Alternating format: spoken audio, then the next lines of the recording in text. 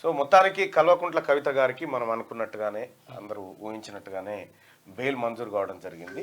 So ఆమెను ఒక మహిళగా ఆమెకు ఉండాల్సినటువంటి హక్కులను మేము గుర్తిస్తున్నామంటూ సుప్రీంకోర్టు ఈడీ అలాగే సిబిఐ కేసులో ఆమెకు బెయిల్ మంజూరు చేయడం జరిగింది. దాదాపు 5 నెలల పైచిలకు ఆమె తిహార్ జైల్లో గడపడం జరిగింది.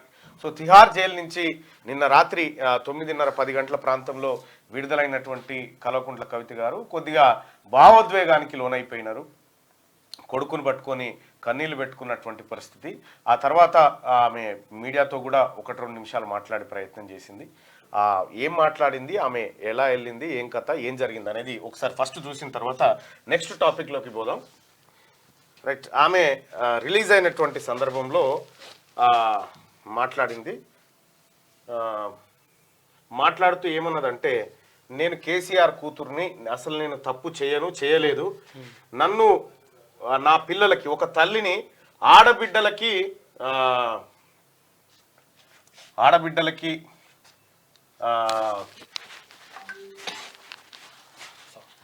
పంపి నన్ను జగమండం చేసిండ్రు. ఇంకా ప్రజాక్షేత్రంలో గట్టిగా పనిచేస్తాం, కమిట్మెంట్ తో పనిచేస్తాం, అందరితో కూడా నిలబడి ఉంటామని తెలియజేస్తున్నాం. We were always tough. We are fighters. We will fight it out legally. We will fight it out politically. We were always tough. By sending us to jail illegally, they only made PRS and KCR's team unbreakable. Thank you. Jai Telangana, Jai Hind.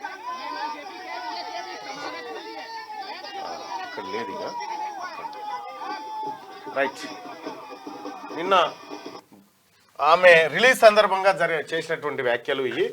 ఇక గమ్మత్ విషయం ఏంటంటే, చాలామంది ఎమ్మెల్యేలు, BRS పార్టీకి సంబంధించిన ఎమ్మెల్యేలు, ఆ తర్వాత ఎంపీలు, ఆ తర్వాత ఎమ్మెల్సీలు నిన్న ఖచ్చితంగా బెయిల్ వస్తుంది అనేటువంటి సందర్భంలో వాళ్ళందరికీ, అంటే దాదాపుగా మనం కూడా ఒక 4 రోజుల కింద చెప్పుకున్నాం 100% ఆమెకు బెయిల్ వస్తుంది అనేటువంటి మాట చెప్పుకున్నాం. దాదాపుగా కోర్టు కూడా ప్రజలు అనుకున్నట్టుగానే కోర్టు కూడా ఆమెకు బెయిల్ మంజూరు చేసింది. బెయిల్ మంజూరు చేసి బయటకు వచ్చింది.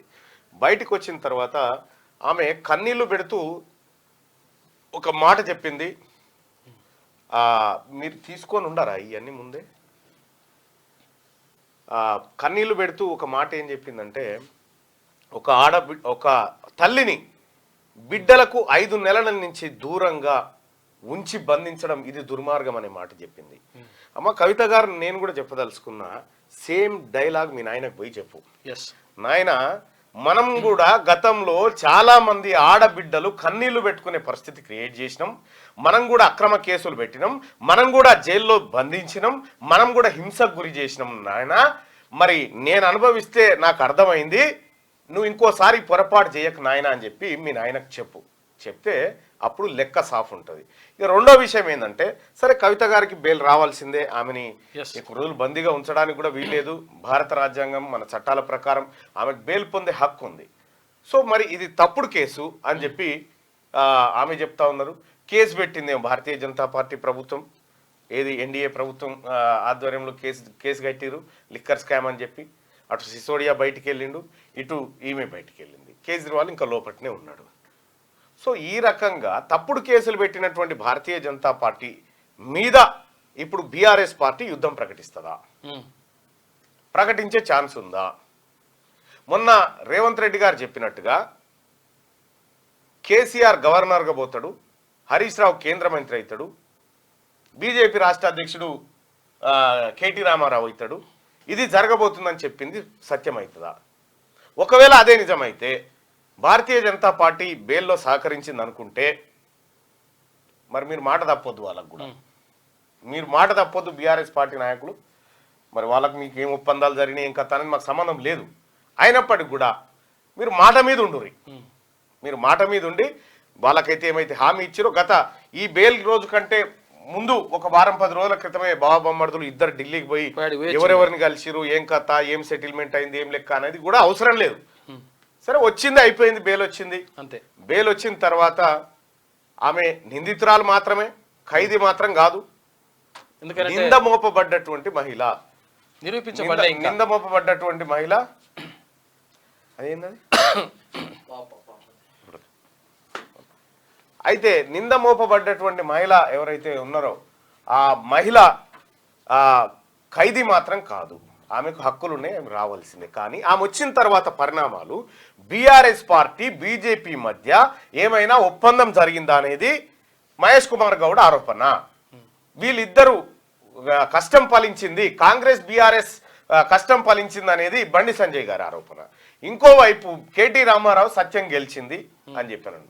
సరే, ఇక కడిగిన ముత్యం లెక్క వస్తుందని చెప్పి కేసీఆర్ గారు చెప్పారు, అన్నట్టుగానే కడిగిన ముత్యం లెక్కనే వచ్చింది అనుకో. అవి ఎందుకంటే ఆడ బొచ్చడు వాన, ఏడా తిహార్ నిన్న భారీ వర్షం పడ్డదట.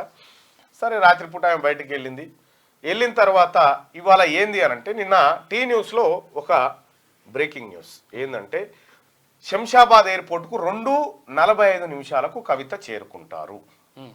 అంటే ఇప్పుడు శంషాబాద్కు భారీ స్థాయిలో జన సమీకరణ చేసి తద్వారా ఒక భారీ ర్యాలీ నిర్వహించి ఏదో జరిగిపోయింది పొలిటికల్ గా అనేటువంటి ఒక ప్రాపగాండా లేదంటే ఇంకొకటి సృష్టించాలనేటువంటిది సహజంగా బీఆర్ఎస్ పార్టీ ఈ కేసును వాడుకోవాలని చూస్తూ ఉంది.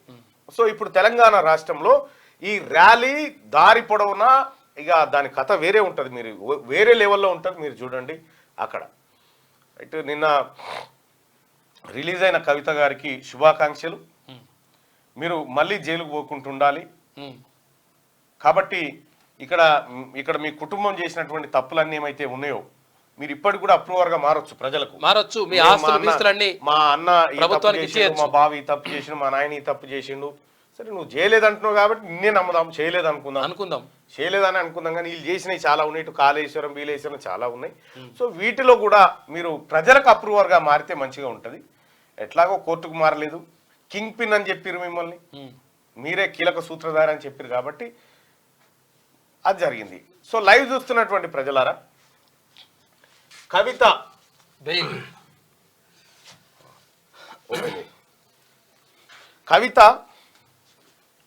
కవితకు బెయిల్ రావడాన్ని మీరు ఎలా చూస్తారు?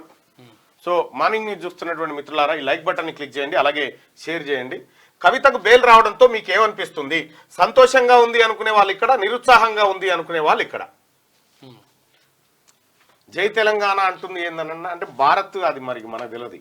జై భారత్ అనాలిగా, మనది జాగృతి సంస్థ భారతదేశానికి చేసిరు, ఇది భారత రాష్ట్ర సమితి చేసిరు. ఎందుకన్నా ర్యాలీ అంటే మరి ర్యాలీ చేయాలి కదా, తప్పదిగా ర్యాలీ చేస్తేనే కదా, లేకపోతే మాట. విషయం ఏంటంటే నువ్వు చేసింది ఎంత బేకార్ పని అయినా సరే హల్చల్ చేయి, అంతే. హల్చల్ చేస్తే పెద్దగా అవుతుంది అన్నట్టు. రైట్, మీ ఒపీనియన్ పోల్ చేయండి. కవితకు బెయిల్ రావడం వల్ల నిరుత్సాహం ఉందా? Anil, liquor don to BJP BRS ఒక్కటే, ఇంకోసారి పోతుంది, తెలంగాణలో మళ్ళీ వచ్చింది, ప్రభుత్వ ఉద్యోగులకు కూడా అందరితో రుణమాఫీ అవుతుందని అంటిది, లిక్కర్ రాని. రైట్, మార్నింగ్ న్యూస్ చూస్తున్నటువంటి మిత్రులారా, లైక్ బటన్ని క్లిక్ చేయండి, అలాగే షేర్ చేయండి. మీకు కాసేపట్లో ఒక సంచలన విషయం కూడా చెప్తా. కవితకు బెయిల్ రావడంతో మీకు ఏమనిపిస్తుంది అంటే, దాదాపుగా ఒక 1300 మంది ఓటింగ్లో పాల్గొన్నారు. 1400, 1500 మంది చూద్దాం.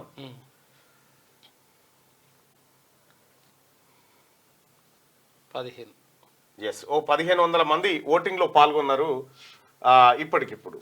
సో ఇప్పుడు కవితకు బెయిల్ రావడంతో మీకు ఏమనిపిస్తుంది అంటే, సంతోషంగా ఉంది అనుకునే వాళ్ళు ఎంతమంది, నిరుత్సాహంగా ఉంది అనుకునే వాళ్ళు ఎంతమంది? సపోజ్ సంతోషంగా అనుకుందాం, కేవలం 16% మంది మాత్రమే సంతోషంగా ఉన్నారు. 16% మంది మాత్రమే సంతోషంగా ఉన్నారు ఆమెకు బెయిల్ వస్తే. నిరుత్సాహంగా ఉన్నోళ్ళు 84% మంది ఉన్నారు. సో అంటే ఈ లైవ్ చూస్తున్నటువంటి ప్రజలకు ఎక్కువ సంతోషం లేదన్నట్టు ఆమెకు బెయిల్ రావడాన్ని పెద్దగా జీర్ణించుకోలేకపోతా ఉన్నారు. సో అది మనం ఏం చేయలేం. మీరు కోర్టు చెప్పిందంటే అది శిలాశాసనం కాబట్టి ఖచ్చితంగా కోర్టు ఇచ్చినటువంటి తీర్పును గౌరవించాల్సిందే. నిరుత్సాహంగా ఉంది కవితకు బెయిల్ రావడంతో మీకు ఏమనిపిస్తుందంటే, దాదాపు ఒక 2000 మంది ఓటింగ్ లో పాల్గొని నిరుత్సాహంగా ఉంది మాకు అని చెప్పి చెప్తా ఉన్నారు. సో అంటే ఇంకా ప్రజలకి కోపం పోలేదు కేసీఆర్ కుటుంబం మీద అనేది స్పష్టంగా అర్థమవుతున్నటువంటి అంశం. ఇక పటాకులు, ర్యాలీలు మినిమం 1000 కార్లకు తక్కువ కాకుండా ఇక్కడ మనం శంషాబాద్ నుంచి చూడొచ్చు, జామ్ అయిపోతుంది. ఎక్కడికక్కడ ఆమె రాక కోసం ప్రజలంతా చూస్తున్నటువంటి పరిస్థితి. రైట్ గా అందరికీ శరార్థులు. పెన్నుతో మీకు మంచి సోపతుందా? తెలంగాణ యాసలో ముచ్చట్లు రాయడం మీకు తెలుసా? మీలాంటోళ్ళని ఎత్తుకుతుంది మా క్యూ న్యూస్. మరి ఆలస్యం చేయకుండా మాకు ఫోన్ చేయండి. 8688892608 లైక్ చేయండి.